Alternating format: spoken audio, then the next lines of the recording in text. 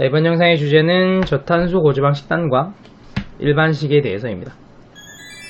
이번 영상도 이제 댓글에 올라온 질문에 대해서 답변해드린 영상인데, 댓글로 다음과 같은 내용의 질문이 올라왔습니다. 롱가님께서 하고 계시는 식단은 아침 저녁은 고기와 야채를 볶아 먹고 점심은 일반식을 드신다고 하셨는데, 만약 내가 점심으로 먹고 싶은 일반식이 탄수화물이 과도하게 예를 들어 200g 정도 들어있다면 점심 일반식을 먹고 아침 저녁 야채를 먹으면 저탄수가 될 수 없을 것 같습니다. 그럼 일반식을 할 때마다 탄수화물 양을 신경 써야 하나요? 한 끼는 편하게 먹고 싶은데. 그리고 고기 야채를 먹을 때 칼로리를 신경 쓰지 말라고 하셨는데, 그럼 일반식 칼로리와 합치면 기초대사량보다 많이 먹고 그러면 살이 찌는 거 아닌가요? 이런 질문을 남겨주셨어요. 그래서 이 질문에 대해서 답변을 좀 해보도록 하겠습니다. 자, 우선은 이제 저 질문이 나오게 된 배경에 대한 설명을 좀 해드려야 될 것 같은데, 제가 예전에 만든 영상 중에서 저탄수 고지방 식단을 실천하는 방법이라는 영상이 있습니다. 이 영상을 보시고 저 질문을 남겨주신 거예요. 자, 그러면은 이게 무슨 내용의 영상이냐면, 저탄수 고지방 식단을 하고 싶은데 이런 점 때문에 하기가 어려워요, 이런 문제 때문에 하기가 어려워요, 이런 분들이 되게 많더라고요. 그래서 요거를 좀 모아다가 그거는 이렇게 해결하시면 좀 쉽게 시도를 하실 수 있습니다 라는 식으로 일종의 해결 방법을 알려드리는 팁 영상이었어요. 그래서 여기서 나왔던 내용 중에 하나가 점심이거든요. 그러니까 직장인이나 학생처럼 점심을 꼭 밖에서 사 먹어야 되는 사람들이 있는데, 이런 분들 같은 경우에는 점심 한 끼 정도는 그냥 일반식으로 마음 편하게 드시고 그 이외의 시간을 식단을 하셔도 충분히 저탄수 고지방 식단을 하실 수 있다라는 식의 얘기를 했었어요, 제가. 그럼 이제 이걸 보신 다음에 그러면은 점심에 먹는 일반식 한 끼는 그냥 진짜 좀 탄수화물이 많이 포함되어 있는 거라도 괜찮으냐, 아니면 그렇게 먹는 일반식인데 탄수화물량을 계속해서 신경을 써야 되느냐, 혹시 신경 쓰지 않아도 된다면 그걸 먹고도 저탄수 고지방 식단을 유지하는 게 어떻게 가능하냐, 그리고 칼로리 문제는 괜찮으냐, 이제 이런 식으로 물어보신 거죠. 요거에 대한 답변을 먼저 좀 해드리자면, 한 끼 일반식이라는 범위를 벗어나지 않는다 그러면 탄수화물량이 좀 많은 일반식을 먹으셔도 괜찮아요. 대신에 식욕의 증가는 좀 주의를 하셔야 됩니다. 자, 그러면 왜 괜찮다라고 얘기를 하냐 하면은, 이제 제가 말하는 저탄수 고지방 식단에서 가장 중요한 건 결국 정제 탄수화물 섭취를 줄이는 거거든요. 요게 비만의 원인이니까 요거의 섭취만 줄이면 다이어트 효과가 생긴다라고 얘기를 하는데, 애초에 일반식을 이제 줄여야 된다고 말하는 이유도 요 일반식 안에 정제 탄수화물이 포함되어 있기 때문입니다. 자, 그러면은 애초에 원래 안 먹는 게 가장 좋은데 직장인이나 학생처럼 무조건 점심을 밖에서 사 먹어야 된다, 이제 그런 분들 같은 경우는 어쩔 수가 없잖아요, 그죠? 그러면 원래 하루 3끼 일반식을 먹던 사람이 점심 한 끼만 일반식을 먹고 나머지 2개는 식단을 먹게 되면은 원래 3끼만큼 먹고 있던 정제 탄수화물이 한 끼 분량으로 줄어든 거잖아요, 그죠? 그러면 줄어든 만큼 체중이 줄어드는 다이어트 효과는 생기는 거예요. 자, 그럼 이걸 바꿔서 말을 하게 되면, 만약에 점심에 먹는 게 일반식 한 끼 수준이 아니게 되면 당연히 다이어트 효과가 없습니다. 예를 들어서 점심은 탄수화물 신경 쓰지 말고 막 먹어도 된다고 했어 라고 얘기하면서 뷔페를 간다든지 피자를 시켜서 한 판 다 먹는다든지 한정식집 가서 먹는데 밥을 한 번에 3공기 4공기 먹는다든지, 이렇게 되면 당연히 정제 탄수화물 섭취가 너무 많기 때문에 문제가 생겨요.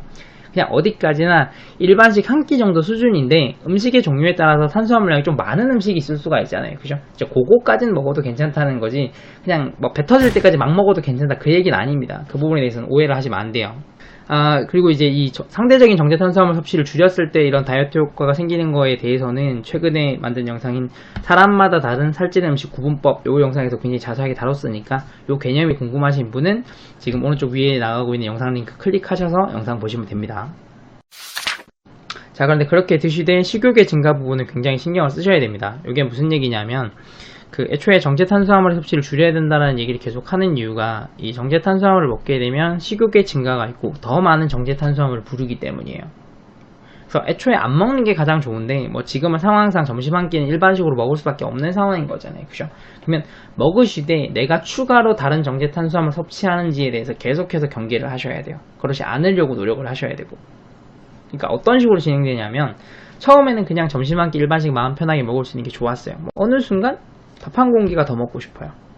그리고 밥 한 공기 정도까지는 괜찮을 것 같은 느낌이 들어요. 그래서 먹는 거죠. 이렇게 먹다 보면은 이제 그냥 식후에 조금 달달한 커피 한 잔 정도는 괜찮을 것 같은 기분이 들어요. 그리고 요거까지 이제 되게 자연스럽게 먹게 되죠. 그리고 거기서 좀 더 지나면은 저녁 먹기 전에 좀 약간 입이 좀 심심하고 그냥 과자 같은 거 조그마한 거 하나만 먹으면 안 될까 라는 생각이 들어요. 그리고 여기서 더 나아가면 그냥 저녁도 일반식 먹는 거야. 이런 식으로 정제탄수화물 섭취가 점점 늘어나는 거거든요. 그러니까 이렇게 되지 않도록 주의를 하셔야 돼요. 이제 정제탄수화물을 먹게 되면 왜 식욕이 증가하는지에 대해서는 그 고도비만 다이어트 살이 찌는 이유라는 영상에서 굉장히 자세히 설명을 했었죠. 그래서 왜 이걸 먹으면 이런 식으로 계속 식욕이 증가하고 더 많은 걸 먹고 싶어지는가에 대해서 궁금하신 분은 지금 오른쪽 위에 해당 영상 링크가 나오고 있으니까 클릭해서 보시면 됩니다. 자, 그리고 그 다음으로 걱정하셨던 게 혹시 저탄수 고지방 식단의 기본이 안 지켜질까봐 좀 걱정을 하셨는데 그거 같은 경우도 그렇게 크게 걱정하실 필요는 없어요. 그게 왜 그러냐면은 제가 말하는 저탄수 고지방 식단의 가장 기본은 탄수화물로 얻는 칼로리보다 지방으로 얻는 칼로리가 많아야 된다는 거잖아요. 그죠? 자, 그런데 탄수화물은 1g당 4kcal 열량을 내고 지방은 1g당 9kcal 열량을 내잖아요. 그래서 같은 g일 때 지방이 2배 이상의 열량을 내요. 의도적으로 내가 지방을 좀 제한해서 먹거나 그런 게 아니라 그냥 평범하게 먹는다라고 하면은 지방으로 얻는 칼로리가 많을 수밖에 없는 구조로 되어 있어요. 그러니까 뭐 예시로 들으셨던 이제 탄수화물 200g 같은 경우에는 800kcal 열량을 내잖아요. 그죠? 근데 지방은 90g만 있으면 그거랑 비슷한 양의 열량을 내요. 자, 그러면 탄수화물이 좀 많은 일반식이라고 하지만 어쨌든 이 일반식 안에도 지방은 어느 정도 포함되어 있을 거잖아요. 그죠? 이렇게 먹고 아침 저녁으로 또 고기를 먹으니까 거기서 나오는 지방까지 다 합치면 그거는 탄수화물로 얻는 그 칼로리보다 더 많을 거기 때문에 그렇게 걱정하지 않으셔도 돼요. 자, 그리고 마지막으로 이제 칼로리에 대한 걱정을 하셨는데 요거 같은 경우에는 영상 앞부분에 나왔던 정제탄수화물로 인한 식욕 증가, 요것만 조심하시면 굳이 크게 걱정하실 필요가 없습니다.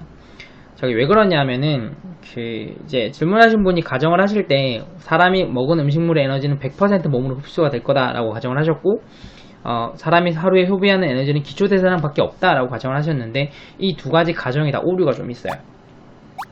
우선 사람이 하루에 소모하는 에너지는 기초대사량만 있는 게 아니거든요. 기초대사량은 이제 내장기관에서 소모하는 에너지이기 때문에 그냥 하루 종일 가만히 누워있을 때 소모된 에너지를 말을 해요. 근데 실제로 사람이 하루 종일 가만히 누워있는 게 아니잖아요. 뭐 게임을 하든 학교를 가든 직장을 가서 일을 하든 일어나서 활동을 하는데 이 활동에서 소모되는 활동대사량이라는 에너지가 있어요. 그리고 사람이 음식을 먹으면 그 음식을 소화시키는 데도 에너지가 들어가요. 이걸 이제 소화대사량이라고 하거든요. 그래서 사람이 하루에 쓰는 에너지는 기초대사량만 있는 게 아니라 활동대사량도 있고 소화대사량도 있고 운동을 한다 그러면 운동대사량도 있기 때문에 생각하시는 것보다 많은 에너지를 소비를 해요.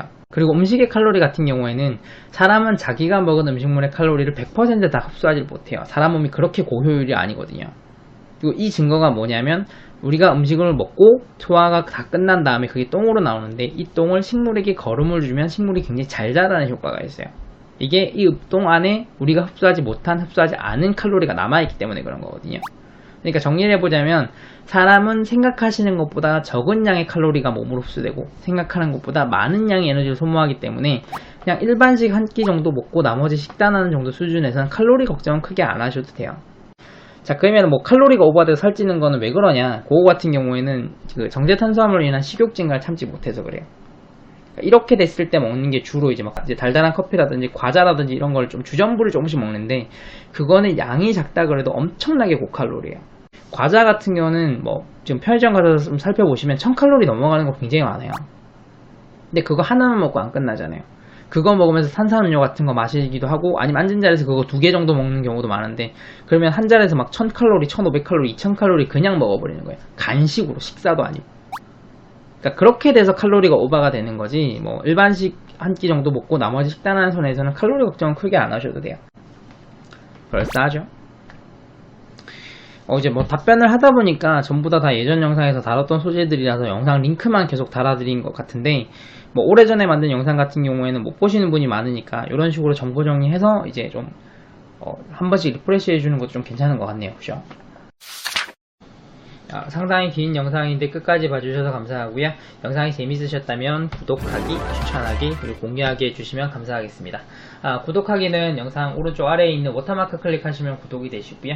그러면 저는 다음 시간에 또 다른 영상으로 찾아오도록 하겠습니다. 다음 시간에 만나요. 안녕.